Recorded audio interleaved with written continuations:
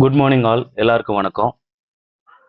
நம்ம 3/8/2026க்கான நிஃப்டியோட சப்போர்ட் ரெசன்ஸை பார்த்துடலாம். ஓகேங்களா?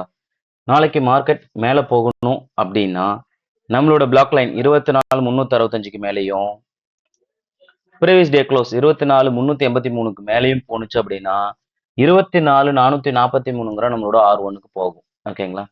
திரும்ப R1க்கு மேலே போணுச்சு அப்படின்னா 24,483ங்கிற நம்மளோட R2 போகணும். R2 பக்கத்துல இந்த சின்ன டாட் இருக்கு இல்லைங்களா, 24,486 நம்மளோட மேஜிக்கல் லெவல் இது. ஓகேங்களா? இதுக்கு இங்கிருந்து மேல கொஞ்சம் போறதுக்கு கொஞ்சம் ஸ்ட்ரகிள் ஆகும். ஒருவேளை இதை கடந்துட்டான் அப்படின்னா மார்க்கெட் ஒன் சைட் டைரக்ஷன் போகலாம். ஓகேங்களா? இது வெறும் கள்ளி நோக்கத்திற்கு மட்டும் தான் சொல்றேன். ஓகேங்களா? அதாவது என்ன அப்படின்னா, நம்ம சேனலில் பகிரப்படும் தகவல் அனைத்தும் வெறும் கள்ளி நோக்கத்திற்காக மட்டுமே, யாரையும் வாங்கவோ விற்கவோ அறிவுறுத்தப்படவில்லை. சரிங்களா? ஏன் நான் வெறும் கள்ளி நோக்கத்திற்கு மட்டும் சொல்றேன் அப்படின்னா, இது சப்போர்ட் ரெசன்ஸ் மார்க்கெட் முடிஞ்சதுக்கு அப்புறம் வர்றது. மார்க்கெட் ஓப்பன் ஆன பின்னாடியும் நமக்கு லெவல்ஸ் கிடைக்கும். ஓகேங்களா? அதை வச்சு தான் ட்ரேட் பண்ணணும். உங்களோட ஸ்ட்ராட்டஜின்னு ஒன்று வச்சிருப்பீங்க. அதோட நம்ம கொடுக்குற சப்போர்ட் ரெசன்ஸ் லெவலை வச்சு ட்ரேட் பண்ணீங்கன்னா அக்யூரசி கொஞ்சம் அதிகமா இருக்கும். ஓகேங்களா? நான் யாரையும் வாங்குங்க வீங்கன்னு சொல்ல கிடையாது. ஒரு எஜுகேஷன் பர்பஸ்க்காக உங்களுக்கு சொல்றேன். ஓகேங்களா?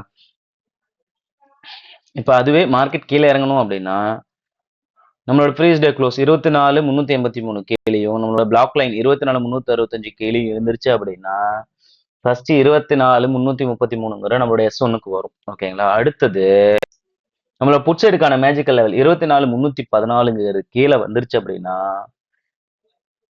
ஸ்பாட் வந்து மினிமம் 24,233 வரைக்கும் வரத்துக்கான வாய்ப்புகள் ரொம்ப அதிகம்.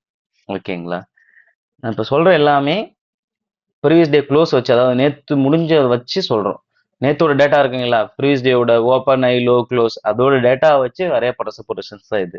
ஓகேங்களா? நாளைக்கு மார்க்கெட் ஓப்பன் ஆன உடனே ஃபர்ஸ்ட் ஓப்பனிங் ரேஞ்ச் இருக்கு பார்த்தீங்களா, ஃபர்ஸ்ட் 5 மினிட்ஸ் கேண்டில் அந்த ரேஞ்சை பாருங்க.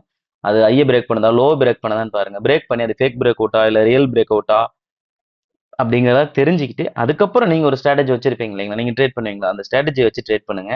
ட்ரேடுங்கிறது ஒரு தொழிலுங்கிறது எப்பவுமே மறந்துடாதீங்க. இங்க யாரும் டிப்ஸ் கொடுக்குறாங்க கால்ஸ் கொடுக்குறாங்கன்னு வாங்கி எதுவும் ட்ரேட் பண்ணாதீங்க. நீங்களா ஓனா கத்துக்கிட்டு ட்ரேட் பண்ணுங்க. சரிங்களா? தேங்க்யூ.